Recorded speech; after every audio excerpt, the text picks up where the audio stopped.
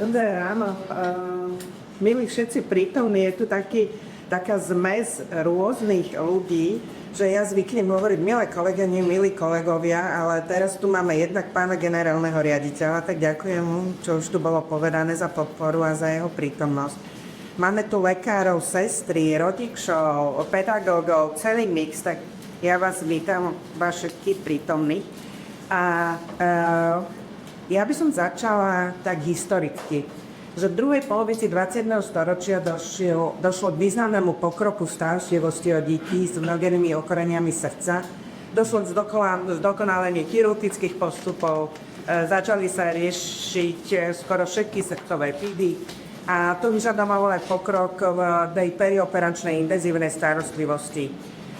Táto komplexná starostlivosť viedla k tomu, že dnes už deti so srdcovými chybami prežívajú do dospelosti vo viac ako 90% prípadov. Vrodené chyby srdca sú najčastejšie vývojové anomálie, vyskytujú sa u jedného zo 100 novorodencov. Na Slovensku to predstavuje asi 400 detí za rok a tieto chyby majú rôznu závažnosť. Väčšina chýb si vyžaduje chirurgické riešenie, to je asi 75%, ale z toho je 1/3 kritických chýb. To znamená, že novorodenec sa rodí a je ohrozený na živote buď nedostatkom kyslíka alebo zlyhaním srdca. A tieto deti vyžadujú okamžitú operáciu, a to väčšinou v výmodelovom obehu. Táto operácia sa uskutočňuje tak, aby chirurg mohol operovať, tak vlastne krv sa odvádza zo srdca, ale sú aj prípady, kedy sa operuje tak, že tá cirkulácia úplne stojí. Jednoducho vôbec nie je žiaden prietok krvi v tele. No a potom po týchto operáciách tieto deti vyžadujú zvyčajne veľmi náročnú pooperačnú intenzívnu starostlivosť. Detské kardiocentrum bolo založené v roku 1992. Neskôr sme sa zlúčili s Národným ústavom srdcových a cievnych chorôb. A teda mali sme to šťastie a po teda veľkých, by som povedala, že útrapách, veľké kolektívu ľudí, ale hlavne pána generálneho riaditeľa sa nám podarilo teda mať takúto nádhernú budovu. To od roku 2021, ale v podstate aj v tých nie dobrých priestoroch, ktoré sme mali dovtedy, sme sa vždy snažili o to kids-friendly prostredie, lebo sme vedeli, že je potrebné pre našich pacientov. A teraz som si uvedomila, nebudem konkretizovať, ak to daná osoba bude chcieť. Máme tu mamičku, ktorá je aj na tejto fotografii, to som nepočítala, ale ona dala zvolenie na fotografiu. Je to jedna z najkrajších fotografií, ktorá sa urobila v detskom kardiocentre za celú históriu. Takže máme ju tu a budeme mať možnosť sa rozprávať, aký osud je týchto našich pacientov. Ale keďže som intenzívista, tak by som poukázala na tzv. Syndrom po intenzívnej starostlivosti. Bol popísaný u dospelých a sú to poruchy, ktorými trpia pacienti po zvládnutí kritického ochorenia. Týka sa to mentálneho zdravia, kognitívnych funkcií, fyzického fungovania. A zároveň sú do tohoto vlastne vtiahnutí aj rodinní príslušníci, ktorí majú tiež poruchy mentálneho zdravia. No a potom u detí sa tento syndrom rozšíril na tzv. PICS-P v pediatrii, kde sa zaradilo ešte do sociálneho zdravia, ktoré je veľmi dôležité pre fungovanie a vývoj dieťaťa. Takže tento pediatrický PICS má svoje špecifika a je to už tak závažné, už sa to, chvála Bohu, v dnešnej dobe, aspoň v niektorých krajinách, už sa tomu prikladá taká dôležitosť, že napríklad v Čechách začínajú ambulancie pre PICS. Pacienti, ktorí sú prepustení v nemocnice po závažnom stave, dostávajú vlastne starostlivosť v týchto ambulanciách. Ale čo sa týka detí, tak detstvo je dynamický stav. Deti sú veľmi heterogénne, čo sa týka veku, rôznych vývojových, kognitívnych a sociálnych schopností. A v dnešnej dobe sa výrazne zvyšuje počet detí s chronickými ochoreniami a poruchami vývoja. Pretože tieto deti majú kritické ochorenie v čase výrazného rastu a vývoja, čo môže ovplyvniť kvalitu života na 10 ročia. Čo je dôležité, že prežívajúce dieťa je v rôznej miere závislé na rodine a vplyv teda toho kritického ochorenia dieťaťa na členov rodiny môže byť negatívny, ale táto rodina môže aj trpiť psychosociálnymi následkami, ale je aj tá možnosť, že rodina môže pozitívne ovplyvňovať dlhodobý výsledok dieťaťa. Keď si pozrieme dieťa s vrodenou chybou srdca, ono sa musí boriť nielen s vrodenou chybou srdca, ale s množstvom rôznych iných problémov. A ja som teda tu zpriaznila tie, o ktorých budeme hovoriť dnes, to sú tie psychosociálne, poruchy správania, mentálneho zdravia, majú výskyt depresí, úzkosti, poruchy z učení a poruchy vývoja. Preto pacienti, ktorí majú stredne závažné a závažné srdcové chyby a ich rodiny, potrebujú dostať starostlivosť, a to už od toho prenatálneho obdobia, kedy je dôležitá včasná diagnóza, poradenstvo a psychosociálna podpora. Potom v novorodeneckom veku, pretože sa podrobujú chirurgickým zákrokom. Treba si uvedomiť, čo všetko toto má za následok pre mozog. A to o tom bude hovoriť doktorka Hrukšová neskôr. A teda potrebujú takisto tú podporu, tá rodina, čo sa týka genetiky, výživy a tak ďalej. A potom aj po zvládnutí tej hospitalizácie tieto deti a rodiny potrebujú dlhodobú starostlivosť, čo sa týka vývoja, aj srdcových chýb, ale aj tej ostatnej starostlivosti.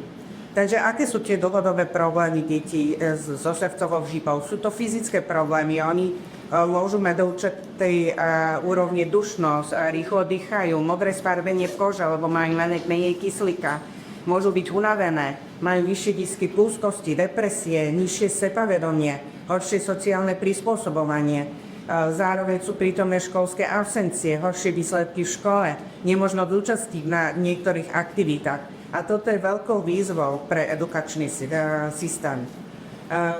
Keďže mnohé veci sa učíme z USA, tak preto aj budem používať niektoré obrázky od nich a aj teda v angličtine, ale preložíme, že čo je také základné. Oni to označujú ako 4A, u nás je to tomu iné písmena, ale sú to poruchy osobnosti a exekutívnych funkcií, akademické fungovanie, čítanie, písanie, matematika, schopnosť prispôsobenia a úzkosť. To považujú za tie základné 4 problémy. Neurokognitívne deficity, čo sa týka teda ich výskytu, je tu vysoká prevalencia, ale relatívne nízka závažnosť. Ale oni sa vyskytujú často v kombinácii a čo je dôležité, že pretrvávajú do adolescencie, že tieto deti nevyrastú z týchto deficitov. Keď vám môžem ukázať teda jednu naozaj komplexnú srdcovú chybu, kde chýba jedna srdcová komora, chýba jedna komora, ľavá komora, takéto dieťa sa narodí, príde na naše oddelenie, môže mať zlyhanie srdca, nedostatok kyslíka, podrobuje sa jednej chirurgii, druhému chirurgickému zákroku, tretiemu chirurgickému zákroku, 2 rokov života. A potom ďalej teda nastúpi do škôlky, ak môže do školy. Ale ako vidíte, tie problémy vlastne len pribúdajú. Aká je teda prognóza našich pacientov?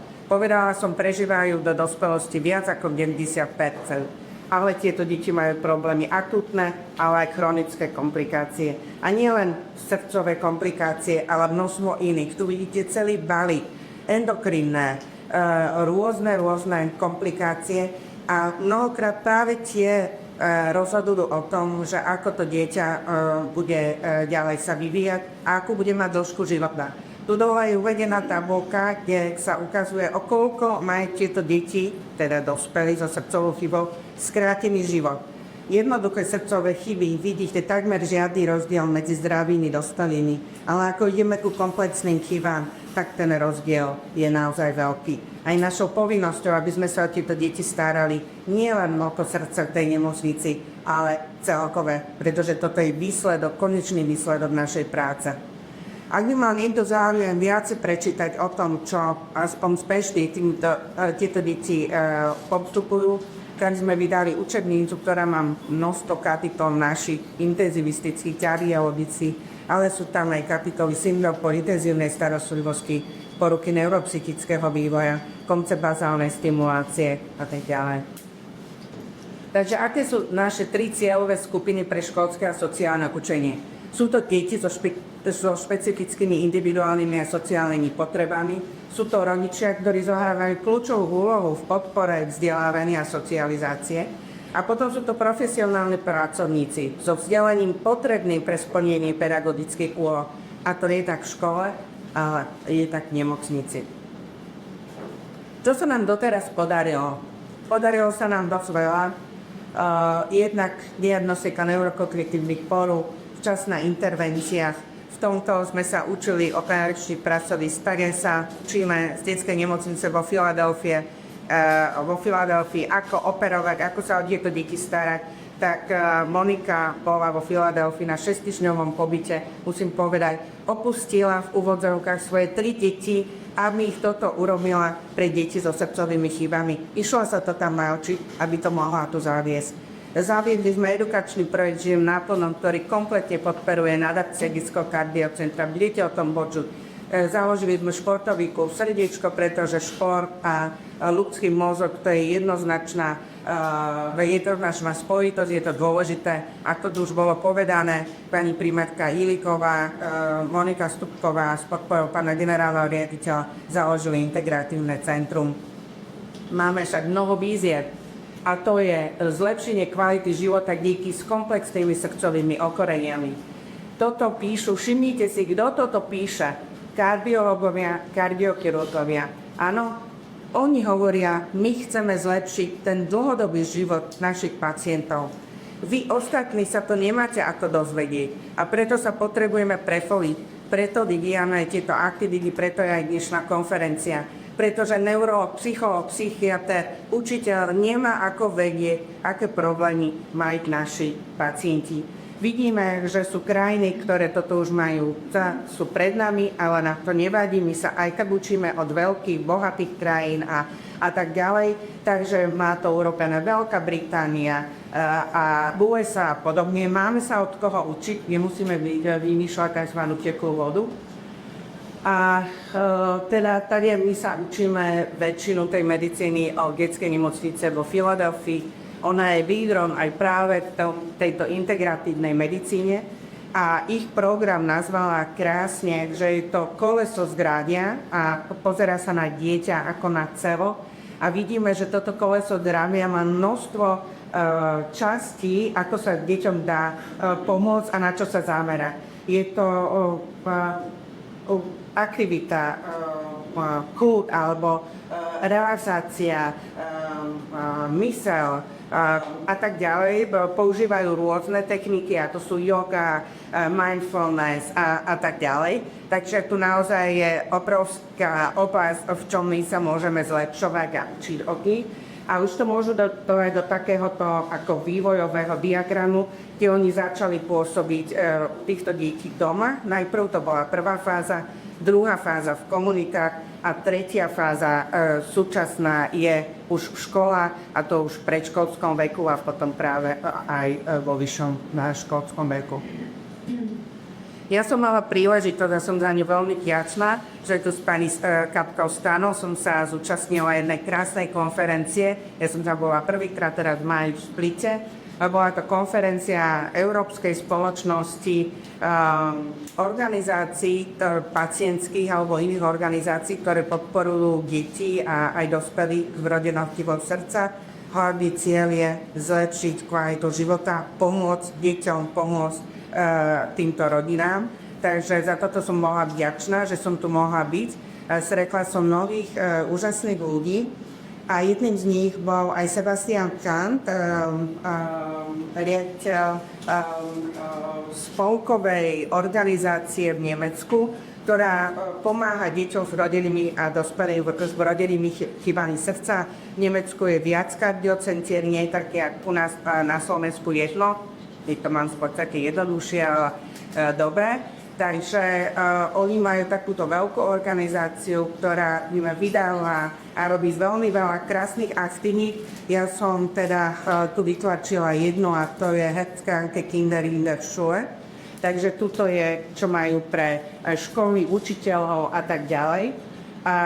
Teda som počula nádherné aktivity, ktoré robí sa to nadácia. a jednou z nich bolo aj vzdelávanie na diaľku hospitalizovaných detí. No do tohto som sa hneď zaobila, tak ako toto sa mi občas stáva.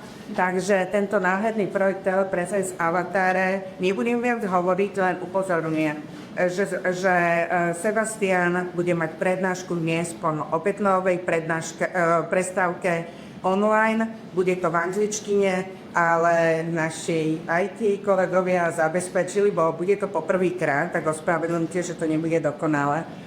Online preklad do slovenčiny, delala som to na Svetovom kongrese, nikdy sme to my nerobili, neodskúšali, takže pokúsime sa tým, čo nevidia po anglicky, to prekladať online, čo sa tu bude hovoriť. Dúfajme, že to vyjde, ale odpustíte na nejaké nedostatky. No tak som upozorniť na tento krásny projekt, kde naozaj chcú v Nemecku vzdelávať aj deti, aby keď sú v nemocnici, mohli byť zároveň aj v ich vlastnej škole. Nádherný projekt a dúfam, že sa nám to podarí uskutočniť čo najskôr aj u nás, aspoň pár tých avatárov.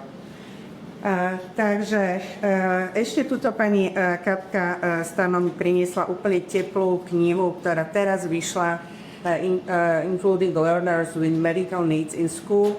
A tu teraz som ju otvorila, ako čítam, že vlastne táto kniha bola venovaná úžasným žiakom alebo tým, čo sa učia, a ich rodinám, ktorí ukazujú obrovskú vlastne takú odolnosť, resilience v angličtine každý deň, a to so zvládaním ich nielen tých zdravotných problémov, ale aj s tými ďalšími ich úlohami, ktoré súvisia s edukáciou napriek výzvam. Takže prajem tomuto podujatiu úspech, prajem vám krásny deň, plný zážitkov, jednak krásnych prednášok, tých odborných, ale aj vašich stretnutí, kde sa možno budeme môcť vymeniť skúsenosti. A ďakujem, Monika, že si to zorganizovala. Ďakujem.